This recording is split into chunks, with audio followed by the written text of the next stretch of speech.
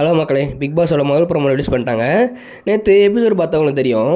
ஆடியன்ஸ்லேருந்து பேச சொல்லியிருப்பார் விஜய் சேதுபதி. அதில் ஒருத்தங்க எஞ்சி ரொம்ப போராக போகுது, யாராவது புது கண்டஸ்டன்ஸை கொஞ்சம் பேர் உள்ளே விடுங்க அப்படின்னு சொன்னோன்னே கன்ஃபார்ம் விட்டுருவோம், நாளைக்கே விட்டுருவோம், வேர்ல்ட் கண்டஸ்டன்ஸை உள்ளே விட்டுறலாம் அப்படின்னு சொல்லிட்டு நேற்றே சொல்லியிருப்பார் விஜய் சேதுபதி. அந்தமாரி தான் இன்றைக்கி காலையில் ஃபஸ்ட்டு ப்ரோமோவே அந்த 4 வைல்ட் கார்டு கண்டஸ்டன்ஸை உள்ளே விடுறது தான்.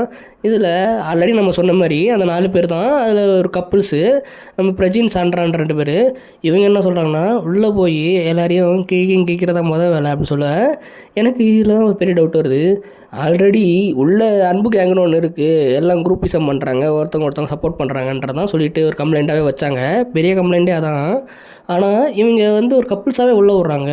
அப்போ இவங்க 2 பேரும் சப்போர்ட் பண்ணி மற்றவங்களுக்கு ஏதாவது பிரச்சனை வராதா அப்படின்றது கேள்வி தான் வருது. இது எப்படி பண்ண போகிறாங்கன்னு தெரில, விஜய் சேதுபதி என்ன சொல்லுவார்னு தெரில.